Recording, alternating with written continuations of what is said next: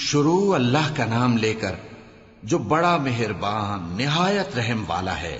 اے کملی میں لپٹنے والے، رات کو قیام کیا کرو مگر تھوڑی سی رات، یعنی نصف رات یا اس سے کچھ کم قیام کرو یا کچھ زیادہ، اور قرآن کو اچھی طرح ٹھہر ٹھہر کر پڑھا کرو۔ ہم ان قریب تم پر ایک بھاری فرمان نازل کریں گے۔ کچھ شک نہیں کہ رات کا اٹھنا نفس کو سخت پامال کرتا ہے، اور اس وقت ذکر بھی خوب درست ہوتا ہے۔ دن کے وقت تو تمہیں اور بہت سے شغل ہوتے ہیں، تو اپنے پروردگار کے نام کا ذکر کرو اور ہر طرف سے بے تعلق ہو کر اسی کی طرف متوجہ ہو جاؤ۔ وہی مشرق اور مغرب کا مالک ہے، اس کے سوا کوئی معبود نہیں، تو اسی کو اپنا کارساز بناؤ۔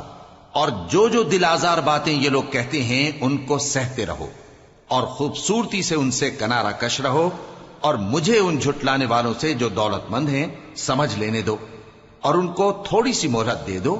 کچھ شک نہیں کہ ہمارے پاس بیڑیاں ہیں اور بڑی زبردست آگ ہے، اور گلے میں اٹکنے والا کھانا ہے، اور درد دینے والا عذاب ہے۔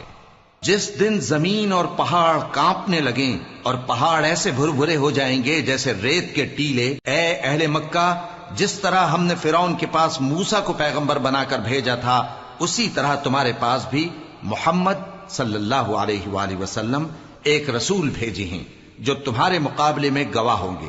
سو فرعون نے ہمارے پیغمبر کا کہا نہ مانا، تو ہم نے اس کو بڑے دردناک انداز سے پکڑ لیا۔ اگر تم بھی ان پیغمبر کو نہ مانو گے تو اس دن سے کس طرح بچو گے جو بچوں کو بوڑھا کر دے گا، جس سے آسمان پھٹ جائے گا۔ یہ اس کا وعدہ پورا ہو کر رہے گا۔ یہ قرآن تو نصیحت ہے، سو جو چاہے اپنے پروردگار تک پہنچنے کا راستہ اختیار کر لے۔ تمہارا پروردگار خوب جانتا ہے کہ تم اور تمہارے ساتھ کے لوگ کبھی 2/3 رات کے قریب اور کبھی آدھی رات اور کبھی تہائی رات قیام کیا کرتے ہو، اور اللہ رات اور دن کا اندازہ رکھتا ہے۔ اس نے معلوم کیا کہ تم اس کو نبھا نہ سکو گے، تو اس نے تم پر مہربانی کی، پس جتنا آسانی سے ہو سکے اتنا قرآن پڑھ لیا کرو۔